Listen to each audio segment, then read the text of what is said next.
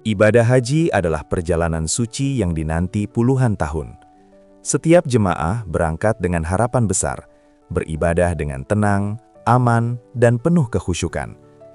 Namun realitas di lapangan seringkali tidak seindah harapan. Di balik lautan pakaian ihram, tersimpan kisah kebingungan, kelelahan, bahkan kepanikan. Ada jemaah yang baru tiba di Tanah Suci, tetapi belum tahu akan menginap di mana. Ada keluarga yang terpisah satu sama lain, padahal berangkat dalam kloter yang sama. Ada lansia yang harus menunggu tanpa kepastian di tengah cuaca ekstrim dan kondisi fisik yang terbatas. Masalah-masalah ini bukan cerita lama. Ini adalah fakta yang terjadi pada musim haji sebelumnya dan meninggalkan luka bagi banyak jemaah Indonesia. Pertanyaannya, sampai kapan persoalan ini terus berulang?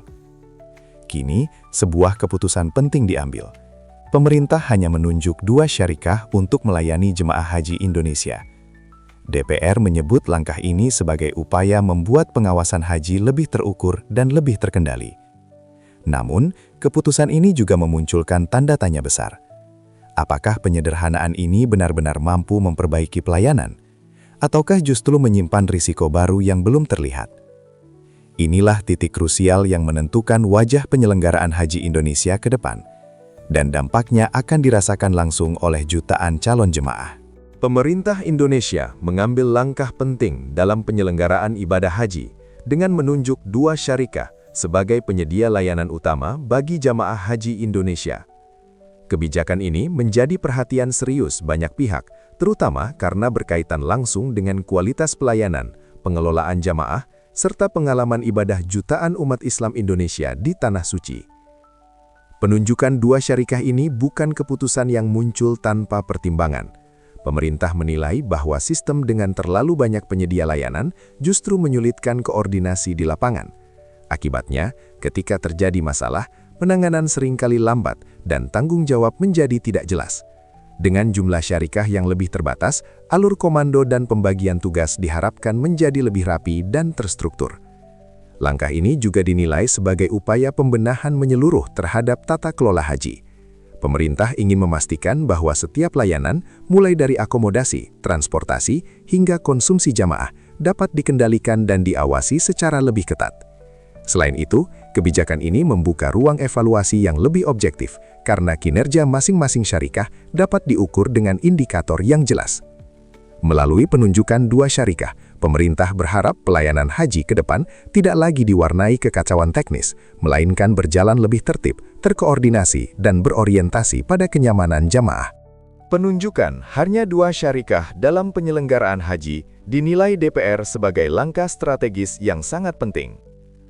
Anggota Komisi 8 DPR RI, Maman Imanul Haq, menegaskan bahwa kebijakan ini akan membuat pengawasan jauh lebih terukur, terfokus, dan tidak lagi melebar kemana-mana. Selama ini, banyaknya pihak yang terlibat dalam pelayanan haji justru menimbulkan kerumitan.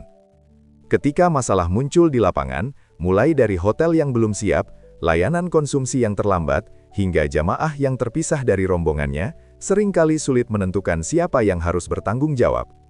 Akibatnya, penanganan menjadi lambat dan jamaah kembali menjadi pihak yang paling dirugikan. Dengan hanya 2 syarikah, alur komando dan tanggung jawab menjadi lebih jelas. Pengawasan bisa dilakukan secara langsung, evaluasi bisa dilakukan lebih cepat, dan kesalahan dapat segera ditindaklanjuti. DPR pun menyatakan siap melakukan pengawasan ketat, termasuk turun langsung ke lapangan, untuk memastikan kedua syarikah benar-benar menjalankan kewajibannya.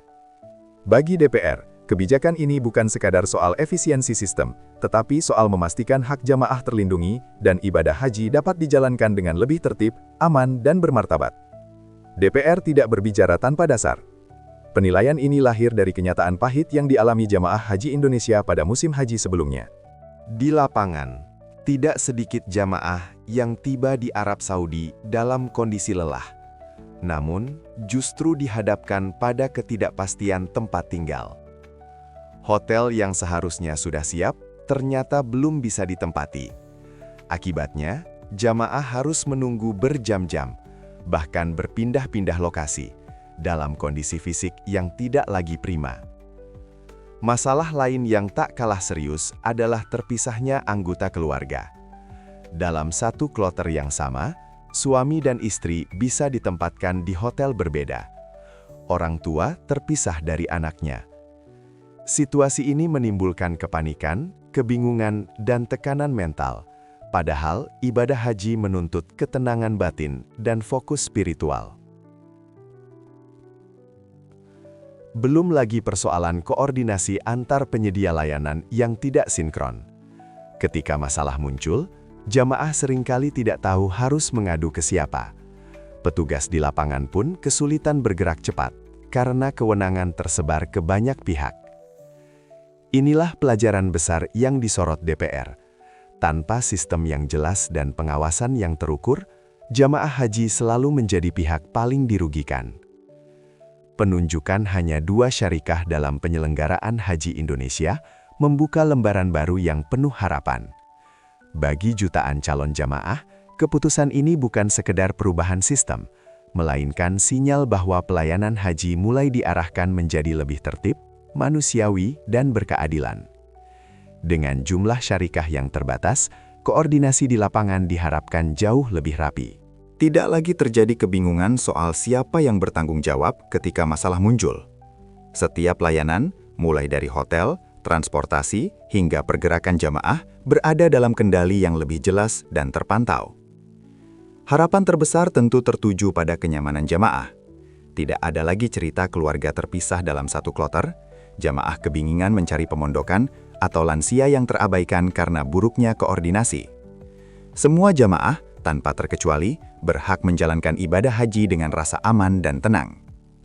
Lebih dari itu, skema ini diharapkan mampu menjaga martabat jamaah haji Indonesia di mata dunia. Jamaah bukan sekedar peserta layanan, melainkan tamu Allah yang harus dimuliakan. Jika pengawasan benar-benar dijalankan secara konsisten, maka keputusan ini bisa menjadi fondasi penting menuju penyelenggaraan haji yang lebih profesional, beradab, dan berorientasi pada keselamatan serta kekhusyukan ibadah. Keputusan sudah diambil. 2 syarikah ditunjuk. Pengawasan dijanjikan lebih ketat dan lebih terukur. Namun pada akhirnya, yang akan menjadi tolok ukur bukanlah kebijakan di atas kertas, melainkan kenyataan di lapangan. Apakah jamaah benar-benar mendapatkan pelayanan yang lebih manusiawi?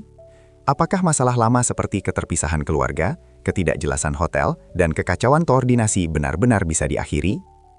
Haji bukan sekedar program tahunan. Haji adalah ibadah seumur hidup. Satu kesalahan kecil bisa berdampak besar bagi jemaah, terutama mereka yang sudah lanjut usia dan menabung puluhan tahun demi bisa berangkat ke Tanah Suci. Karena itu, pengawasan tidak boleh berhenti pada janji. DPR, pemerintah, dan seluruh pihak terkait harus benar-benar hadir, mengawal, dan bertanggung jawab penuh atas setiap keputusan yang diambil. Sekarang, kami ingin mendengar suara Anda. Menurut Anda, apakah penunjukan 2 syarikah ini benar-benar solusi terbaik, atau justru menyimpan potensi masalah baru? Tuliskan pendapat Anda di kolom komentar. Jangan lupa subscribe agar Anda tidak tertinggal informasi penting seputar haji dan kebijakan terbaru. Karena suara jamaah adalah pengingat bahwa pelayanan haji bukan soal bisnis, tetapi soal amanah dan ibadah. Jika Anda merasa informasi seperti ini penting, jika Anda peduli pada nasib dan pelayanan jamaah haji Indonesia, maka dukung channel ini dengan menekan tombol subscribe. Dengan subscribe, Anda membantu agar informasi yang jujur, kritis, dan berpihak pada jamaah terus sampai ke lebih banyak orang. Jangan lupa aktifkan lonceng notifikasi supaya setiap update terbaru seputar haji tidak terlewatkan. Terima kasih sudah menyimak hingga akhir. Semoga setiap ikhtiar dan doa kita semua dimudahkan jalannya oleh Allah. Saya pamit undur diri. Wassalamualaikum warahmatullahi wabarakatuh.